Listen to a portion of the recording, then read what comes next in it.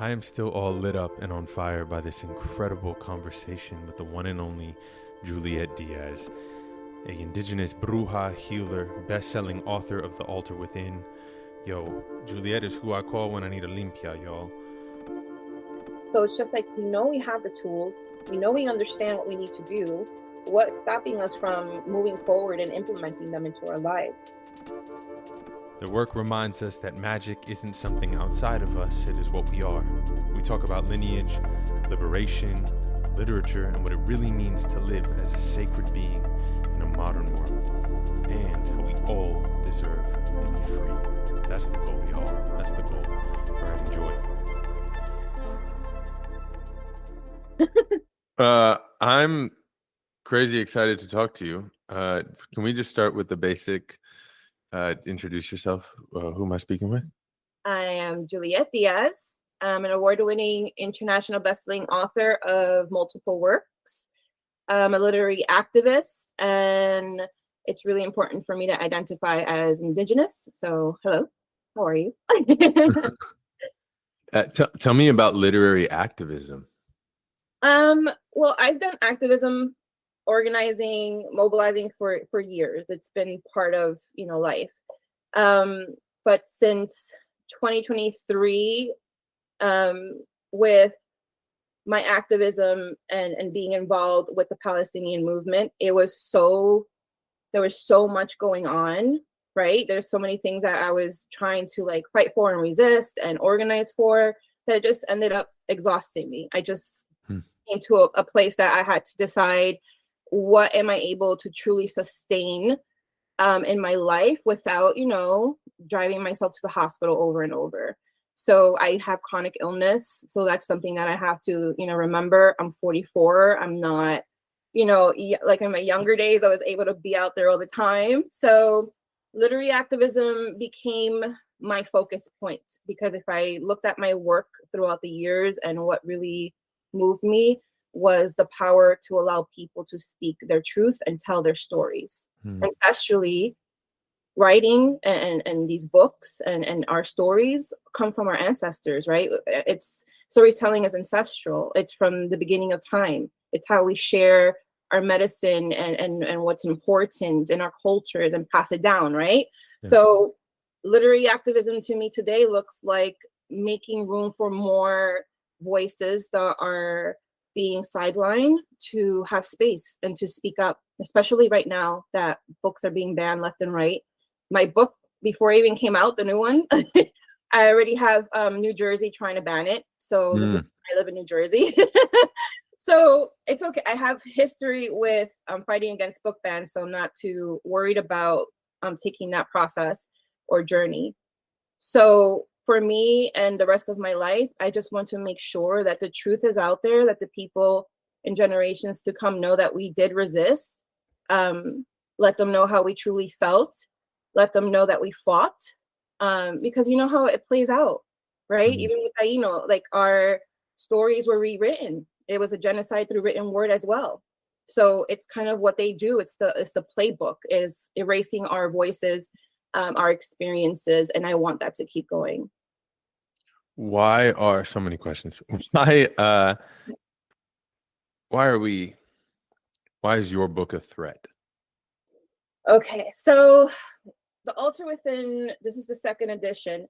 The first edition did really well, but because it came out before the live stream of Palestine.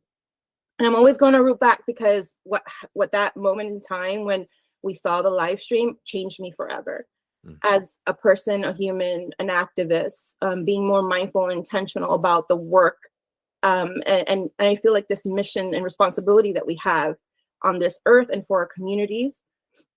So when I rewrote this book and I redid it, I took into account how therapists were using it, how people in the healing space were using it.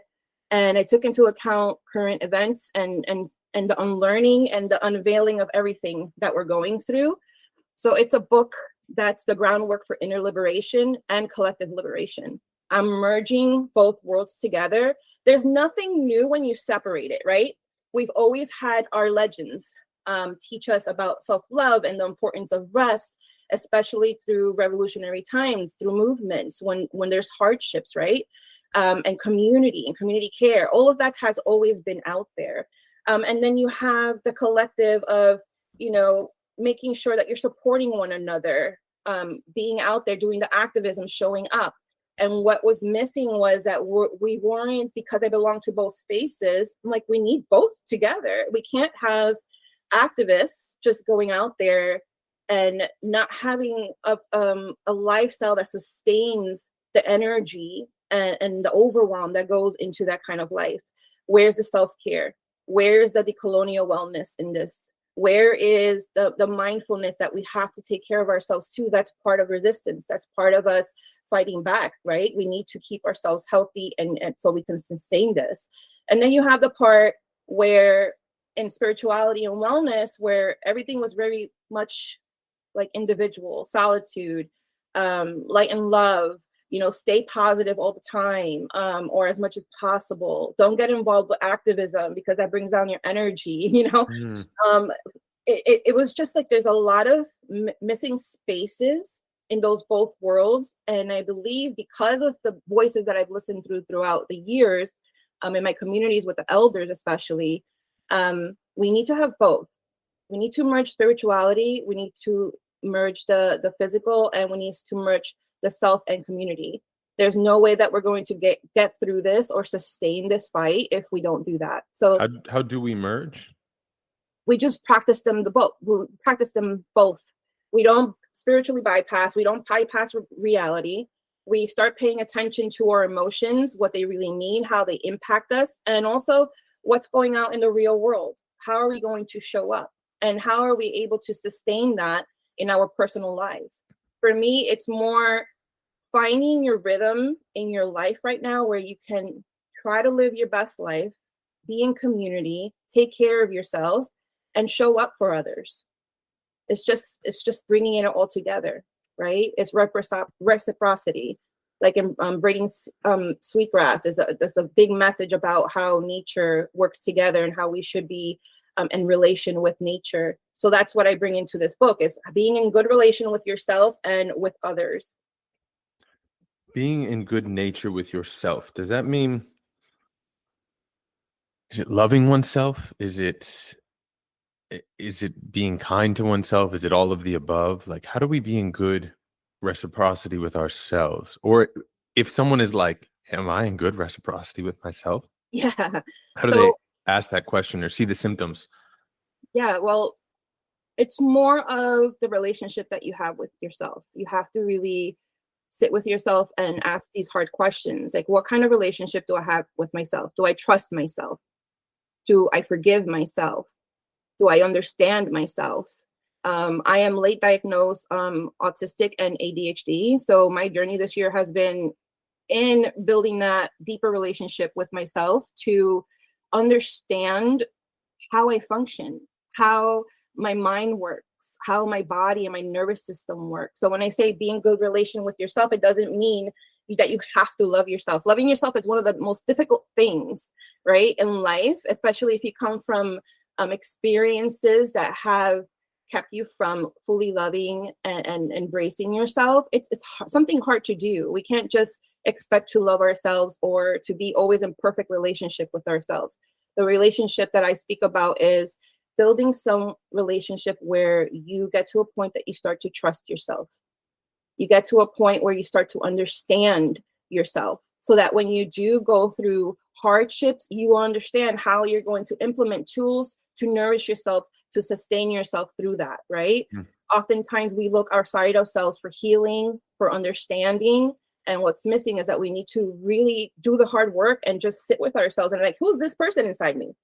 Who are you really? Let's get to know each other. So it's more of having a conversation and a relationship with yourself like you would any other person. I once called you because I was in a funk, man. I felt like I was in a funk and I needed a limpia or a cleanse. And you gave me this whole recipe to take a bath with certain herbs, and there was even orange peel, and then to take the bath and then stay there as the water drained out. Can you tell me about spells, limpias, just that world how we find our own, how we create our own. Yeah. Yeah. So for me, my spirituality, again, and with indigenous communities, a lot of us work with nature. We work with the elements. We work with herbs and plantas, and most especially spirit and the spirit of things, right? Our plants have spirits, they're alive. Our elements have spirits, they're alive. So when I offer limpias, when I offer cleansings, and I do that for myself regularly, what you're doing is, again, that's a form of relationship with yourself. You're cleansing your energy. You're cleansing and ridding yourself of things that do not belong to you. We forget that we are energetic beings. Right now, our energies are intercepting together. They're dancing together, right?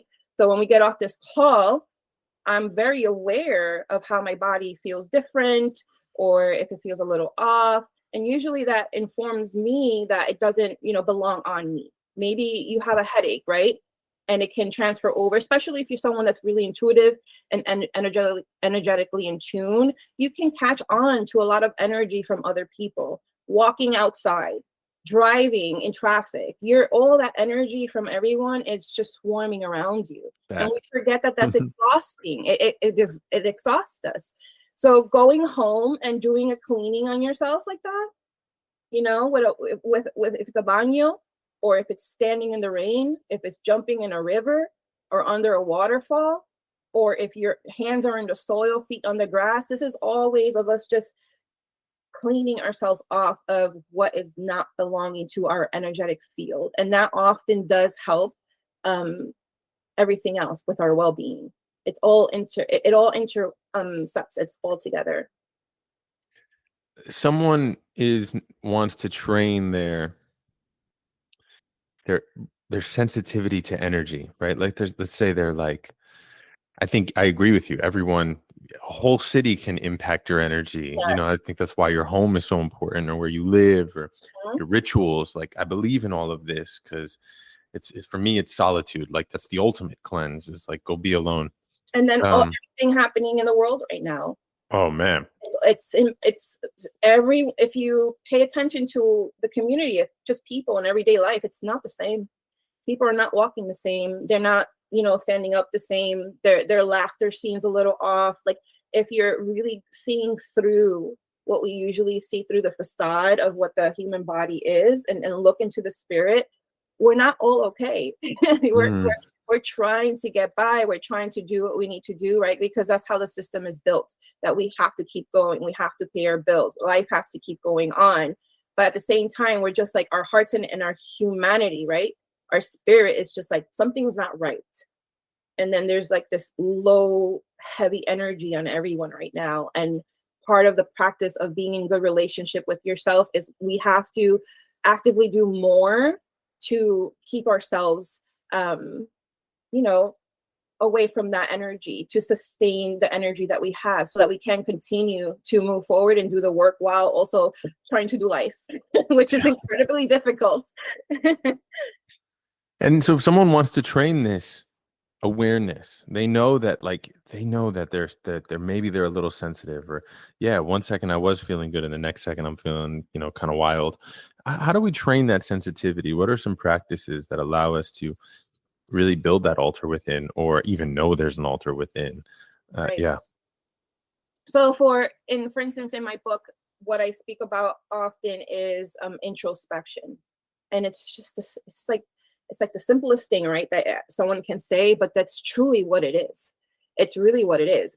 Meditation, what does that help you do? Go inside, right? Active meditation, gardening, walking, running, hiking, all those things are active meditation. What does that help you do? Introspection. It's all really what it is. It's sitting with yourself and asking yourself the difficult questions, and looking within yourself and actually seeing what's in this universe. There's an inner universe. And when you start practicing presence, for instance, slowing down, being mindful and intentional of what you're doing, even if you're at work, typing. I just shared something recently with my community to set 3 alarms throughout the day. This was inspired by the Muslim community, which I've been very active with. in the past years, and just watching them in prayer is just the most beautiful thing. To pause throughout your day and stop and create presence and have Amen. spirit with you. It's so powerful. So my inspiration for that was just to simply set your alarms 3 times a day. And when that happens, pause, take deep breaths, and scan your body. Where are you? Are there any aches, any pains? What are you going through emotionally? What's on your mind? And be present with that. And that's how you kind of bring yourself back to yourself a few times a day, because we're constantly going that we just forget to check in on ourselves. We're constantly just doing things. So these check-ins are a way to do that, for you to pause. Implement more things that slow you down throughout your day, making tea, cooking, right? If that's something that you're able to do, of course. So just implementing more pause and presence is how I would advise someone to, train that for yourself. Yeah, it reminds me of Thich Nhat Hanh and Plum Village. And when you go to retreat there, when you hang out there, every 15 minutes a bell rings. No matter what you're doing, you stop eating, you're playing violin, you're walking, you're talking, you stop, you take a breath, you experience the actual moment, and then you can return every 15 minutes. That's a little aggressive, but I love it. I think just to start, if you have the time, say you have a day off, why not set those alarms? Why not set those reminders? You have the day off, you have the time. Just because right now a lot of us are exhausted. A lot of people are just like, I don't know what else to do. Nothing's really working. I don't feel like reading self-help books right now. It's like it's a trend with a lot of people, and I understand it, and I'm with it. I just want to remind everyone, you already have all the tools you need. There's nothing else. There's nothing more to learn about how to take care of ourselves and the lessons and teachings that are already out there. And we've read most of all the books, right? If you're like me, I've read all the books. I mean, I've written them and I've read them. I take advice and I look into history, but it's just like we forget that we have all the tools that we need already for us to be okay, for us to come back into ourselves, into our inner world. The things that are outside of ourselves, unfortunately, with the way that the systems work and how life is, it forces us outward.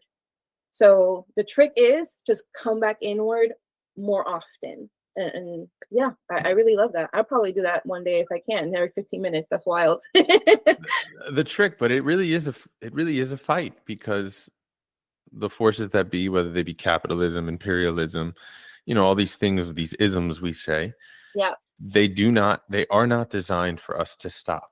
Like the machine breaks if we stop investing in the machine. Yeah. And I think that terrifies people in a way. Yeah. Because they don't realize how tethered to the machine they are.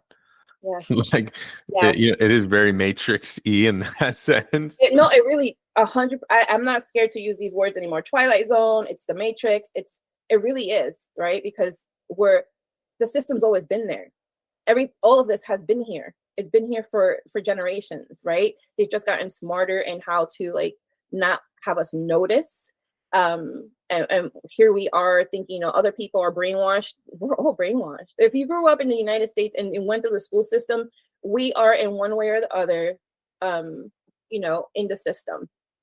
And for us to unlearn and detach from the system, the talk around dismantling, that's something that's going to happen slowly. It can't happen overnight. There's no way. This machine's been going for a really long time. And it takes us to dismantle the oppressor within ourselves in order for us to see what's happening outside of ourselves. So that way we can still come into community, envision a new future for ourselves, rebuild, but also tear down the system. Like divesting, for instance, that could work. But and it works for all other countries. How many times we see them come all together and come into the streets in revolution and community together, and they stop the nonsense right away. Why can't we do that here? That's been a question for the past 2 years that I've repeated over and over and over. But it's because we're scared. Everyone's scared. There's so much messaging around scarcity. in this country that we believe it. The earth, just for instance, let me just give you an example. I started gardening when I moved out to the mountains 4 years ago.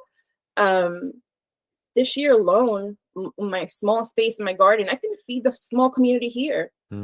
It's just, and it's just like there's so many people living around here with so much land, and there's nothing on their land but grass. Like there's no scarcity. It's an illusion.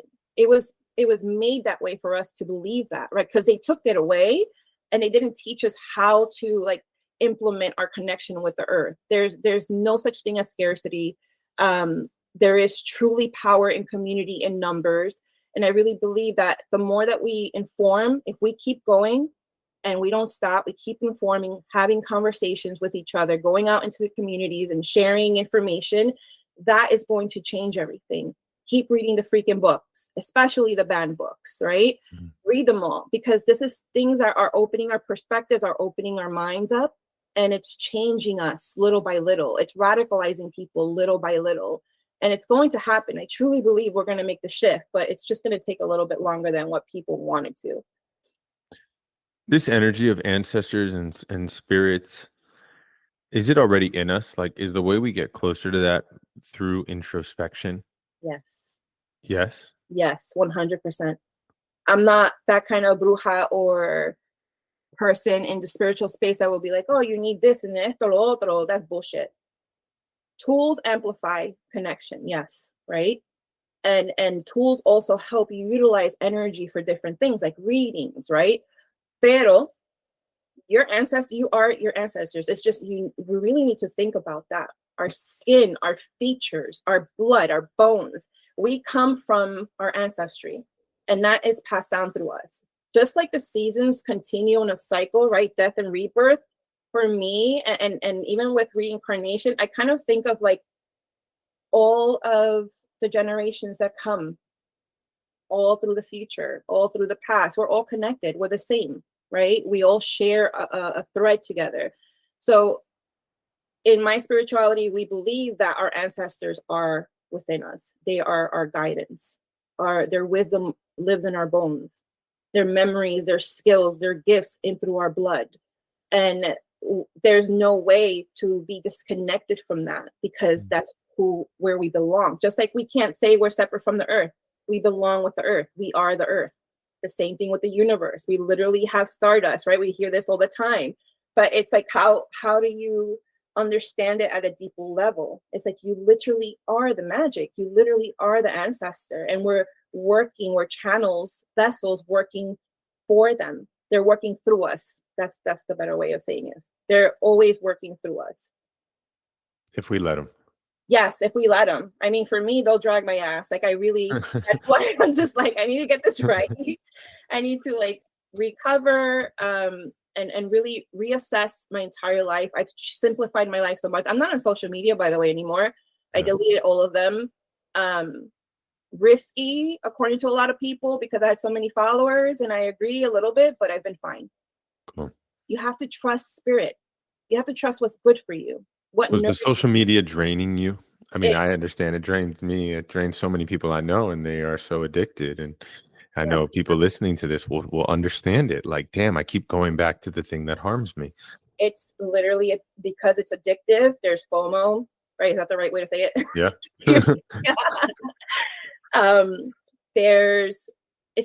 That's the world that we've known for so long. If you're like, I'm 44, I was born in 81. I went through all of social medias. AOL, remember AOL? So we're kind of been addicted to having some kind of social interaction online, and then having something new show up and shining in our faces, and we learn it and we build community there. Then it keeps changing all the way till Instagram. And Instagram is the one that lasted probably the most longest, if I'm not mistaken. Yeah. But we're addicted. We're addicted to it. And it's not good for us. For me personally, I understand that there's people who have communities that are still working for them on there, and maybe they have a good relationship with their social media. But there are people who really do want to leave, and I've inspired a lot of people to leave because I've done it. I always advise, if you can, just leave. It was draining my creativity. I'm not a content creator. That's another thing. That there's different things I had to ask myself. Why the fuck am I on there?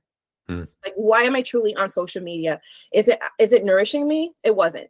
There's no way that's going to nourish me. It was very problematic. There was a lot of censoring going on for me, especially I couldn't even speak about what I wanted to speak on and share what I wanted to share. So why am I on that platform? What really did it for me was that Meta stole all my books, by the way, to train their AI system. So I'm part of the class lawsuit. And I'm not going to support people who steal works from artists and write like it's just, it goes against my values. It's just, it just did it for me. It's like, there's no way I'm going to keep having them make money off my presence on there when they're harming so many people. I landed on Substack. That's probably like, I love it there. And if it's free, you know, you're the product, right? That's what they say. And I love that. Product, you're the engine. You're the one that feeds it. You're the one that makes them the money. Literally, you're the battery in the, you make the machine work. Yeah.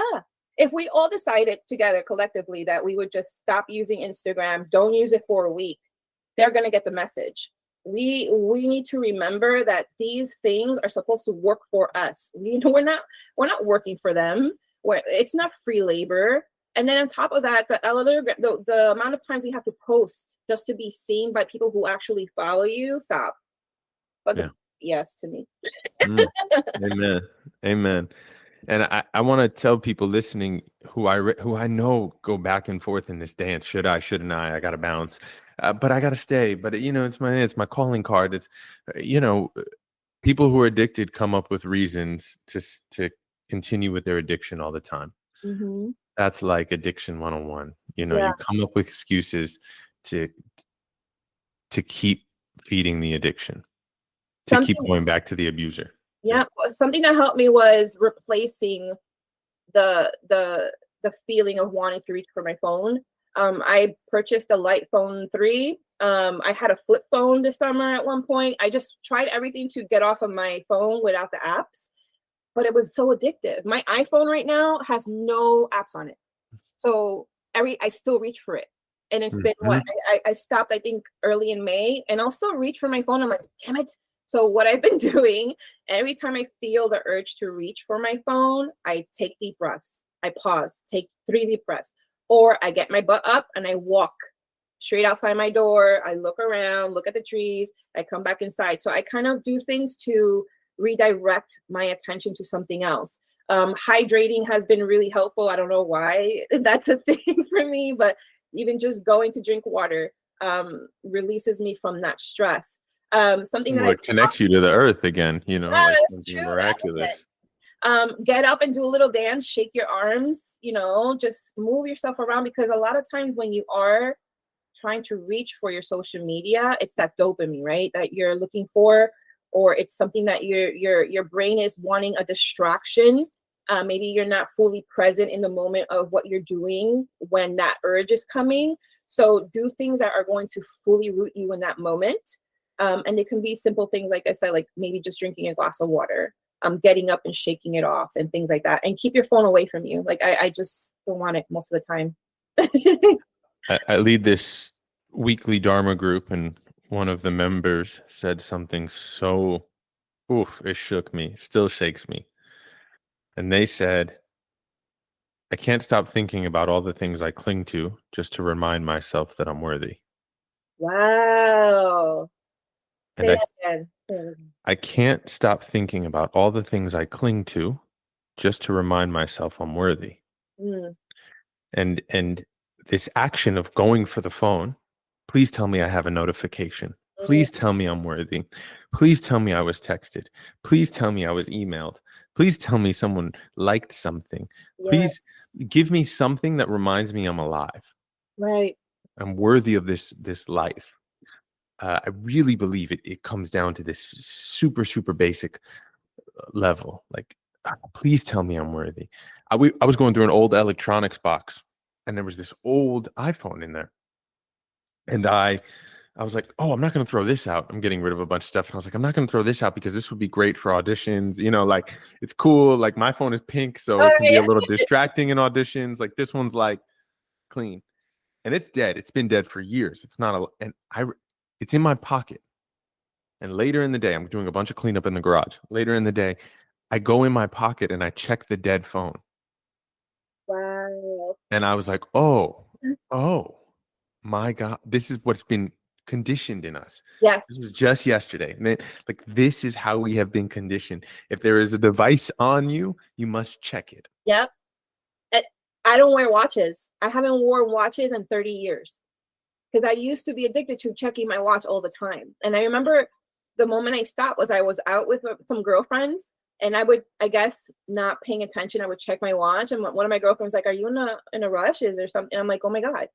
I'm like, I had no idea. It's just whatever we have on us does impact the way that we respond to these devices.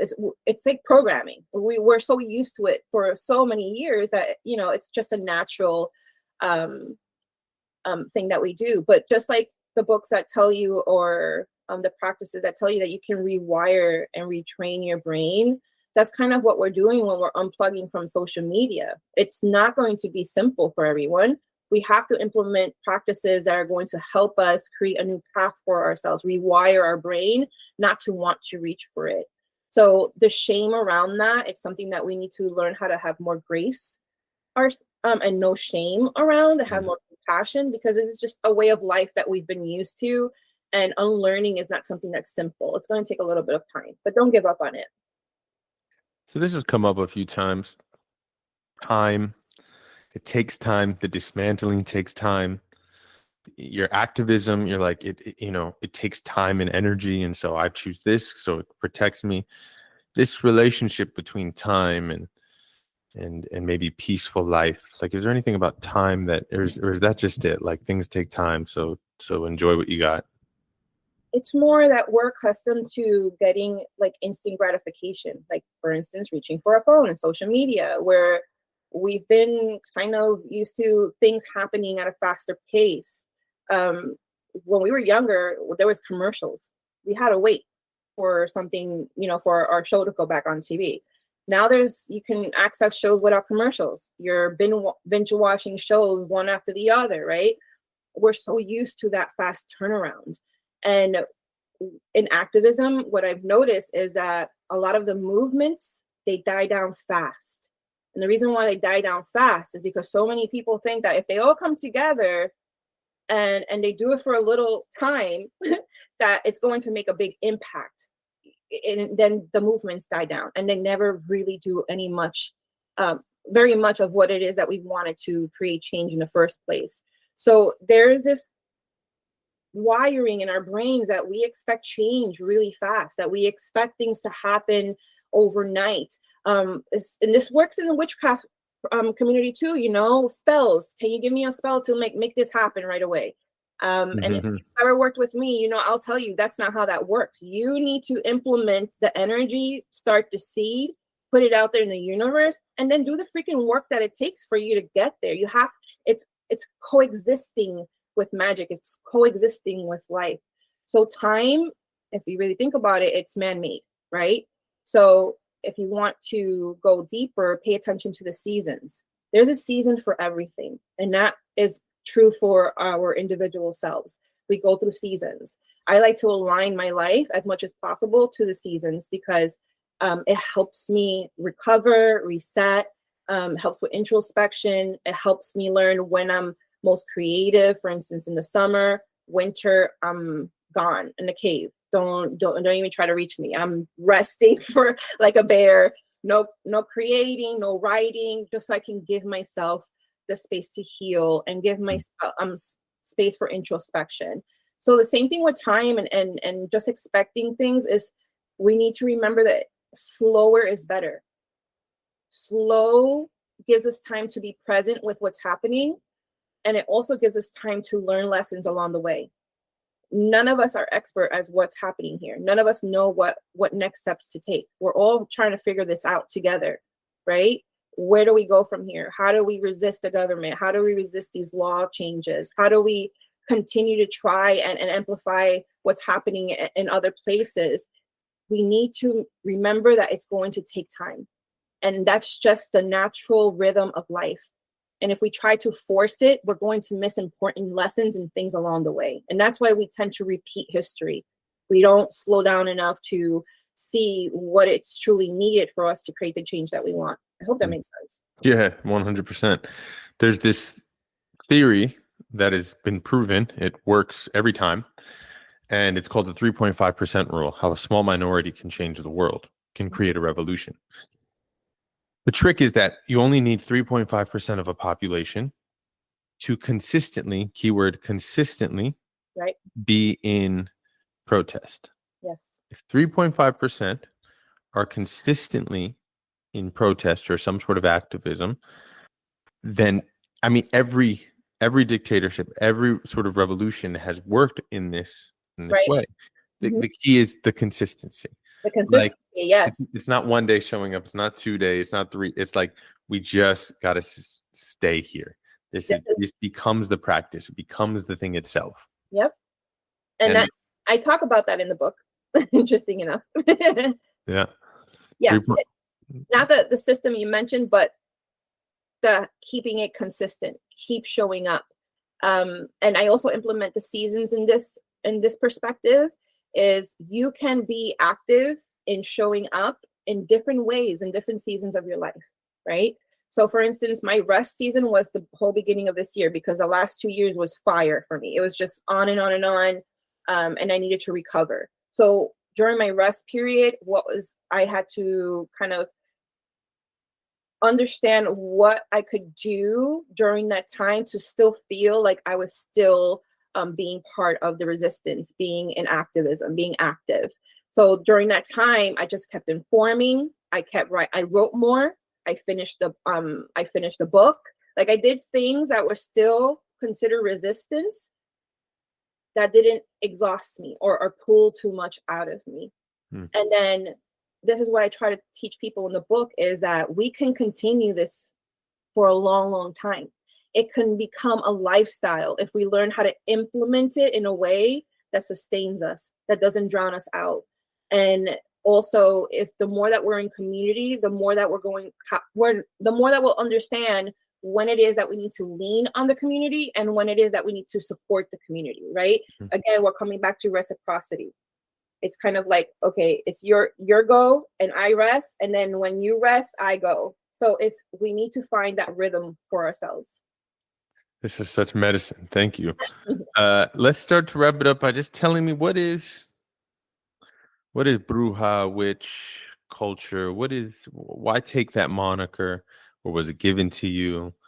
Yeah, so I'm bruja. Like the witch came when I went to publishing, right? The only way to inform what a bruja is in the literary world, in like the English language, is translating it into English, right? So witch became like something that identified me for a really long time. But then slowly I started reclaiming it and just being like, I'm bruja, I'm indigenous. I'm actually a bohique, which is an indigenous healer for my tribe. So for me, being a bruja is a lot different than what it would be in English, in that culture, in those practices, when you call someone a witch. And I'm okay with the word witch, it's fine. It's just that it's very different for us because we're called for this. Where this is given to us. The community chooses this, right? So I was chosen not just by my ancestors as a Bejique, by my community as a bruja. The person, it just started happening.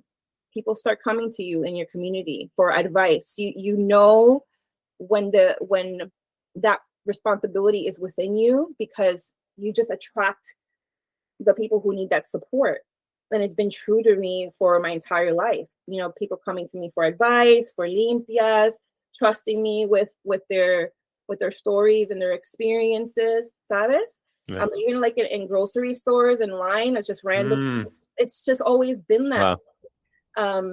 So it's just that I've noticed. And then, of course, the community elders, my grandmothers, my aunts, where I grew up in the projects and the PJs, we had like the Boricua elders there doing the readings and the limpias. All of them had always told me since I was little that I had the gift of being that person for the community, la bruja.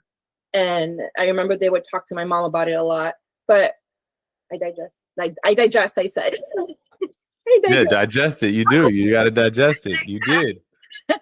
So it was chosen for me, and the way that we approach magic and spirituality is a little different. Not a little, but it's a lot more different than what witchcraft practices would approach it like. This is more like ancestral, more cultural practices, and more relational to our like ancestry. Cool. Yeah. Amen. I'm glad you digested the call. I know, Really, I had right?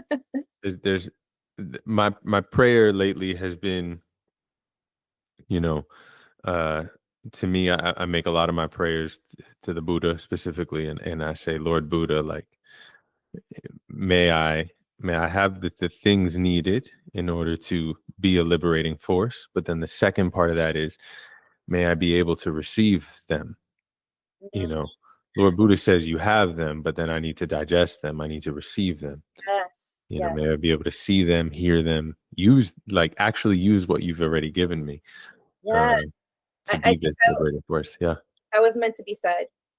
Those words were meant to be said because I think it's a realization. That's the thing, right? When you are forced into deep introspection, when the world is this heavy and scary, you start to really question everything, and even more than you ever have at a deeper level, and questioning things about yourself.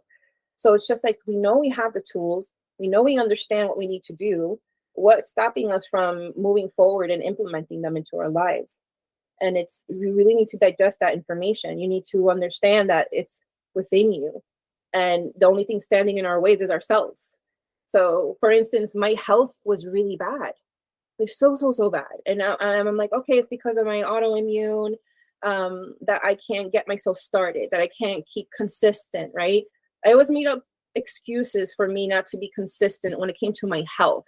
And it's really odd because I put everybody's health first, and Mhm. their wellness and their care. And not that I was treating myself bad, and absolutely not. It's just that I know I can do better.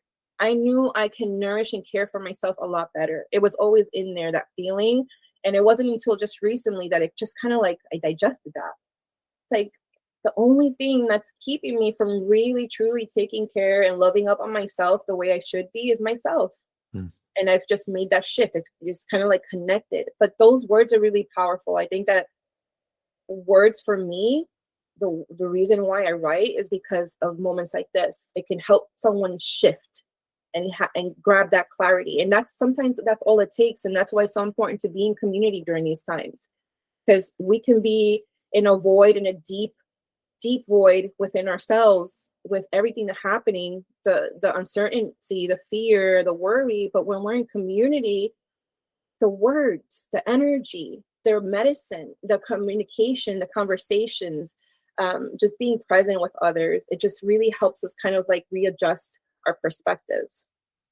Words are spells in your mouth. Yes, they are. Right? You speak in order to change something. What words are you speaking? What spells are you casting? Yes. Like, be intentional. I want to be more intentional. I want to speak less about things that don't matter, and speak more Amen. truth, Yeah. because I'm not just giving it out. Like you said, receiving, that part stuck with me. I need to learn how to receive more. If I don't learn how to receive, then am I actually giving Yeah. fully? Am I? Mm. Like, Yeah. really think about it. If you're not receiving and filling yourself, what are you giving? You're constantly half empty.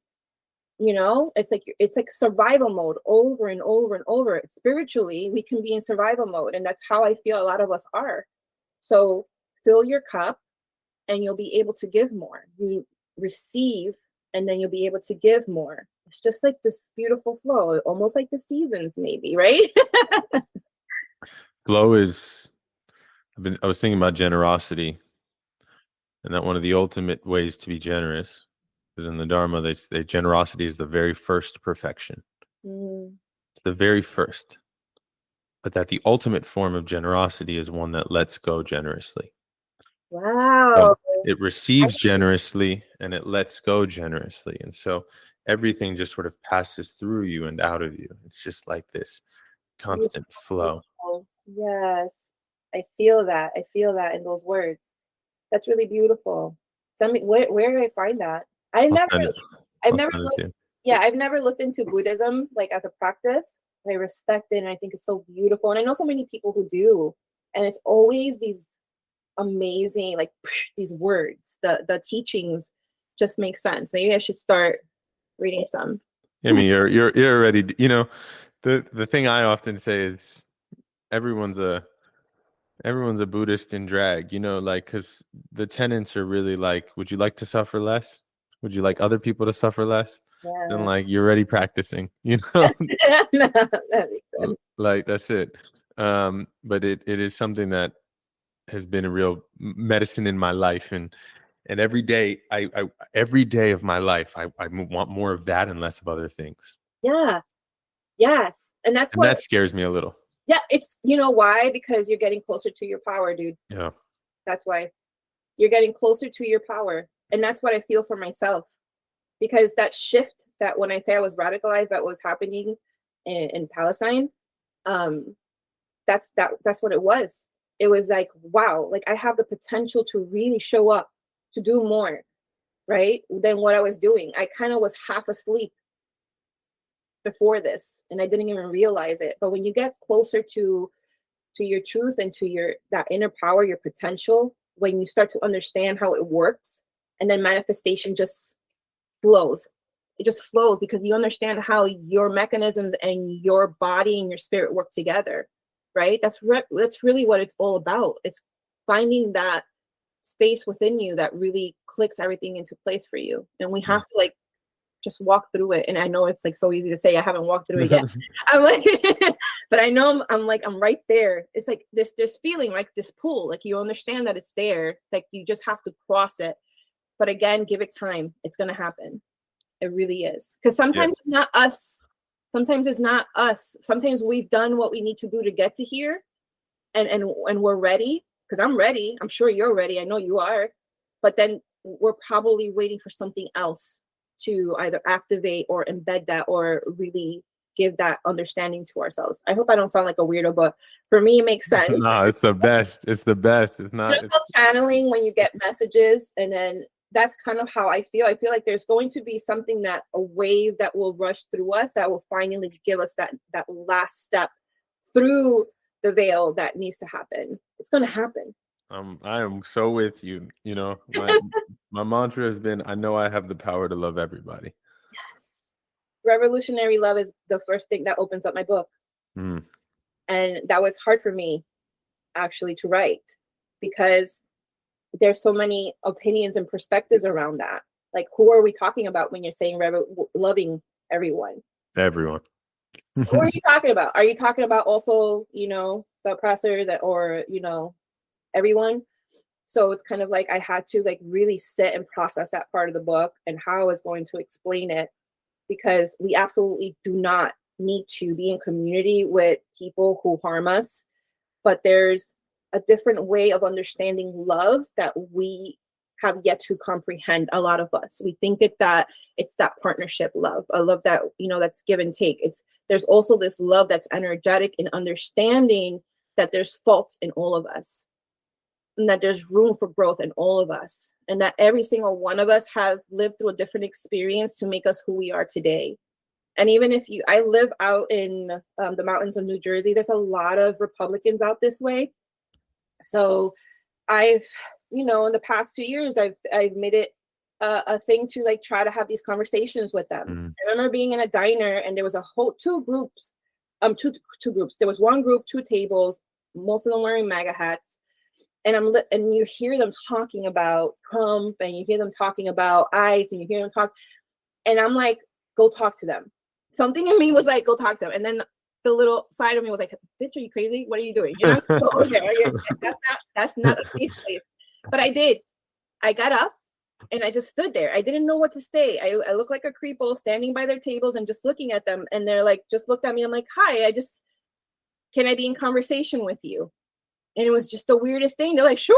They pulled out the table and I'm sitting there. And I kind of had the conversation. It was, the things that you're talking about are things that would harm me. But you allowed me to sit at your table. I'm confused. And then there was nobody talking. They were shuffling. I'm like, no, for real, let's have a conversation about this. I really want to know and understand why you just welcomed me to your table, but then your language says that you dislike me. People like me. So we started having conversation around that. And let me tell you that most of the time I've had these conversations, it had nothing to do with them not liking me or people like me. It was more about fear, uncertainty about their own lives. How am I going to pay for my family's food on the table? I'm going to lose my job. I can't afford healthcare. And I'm like, guess what, buddy? The same shit for us. It's the same thing. Like, we understand that we're not all the same. We all have different privilege and there's different, things that separate us. But at the root of it, we all want what? Love, safety, community, but feeling like we belong and feeling like we can be of service. The government knows how to strip all of that shit from us. And that's what it's done throughout the generations. It keeps stripping that away from us. And it keeps putting us in places that we have to determine on them. Like we need to grab everything that we need comes from them. And that's how they do it. So that when they take it away from us, we have no option but to keep conforming, to keep standing in line so that we receive the things that they're giving us, right? There's this illusion of things that they're giving us that we need. We don't need any of the things that they give us. We don't. We can take that power into our own hands and create that for ourselves. And that's where time is going to allow for us to have these conversations and realize that deep down, we all really want this and safety. We all want to feel safe. And that's real. That's real talk. And if you've been doing this work for a real long time and that's something that you ignore, then are you actually doing the work of liberation? Because the work of liberation, if I recall, is that everyone needs to be liberated.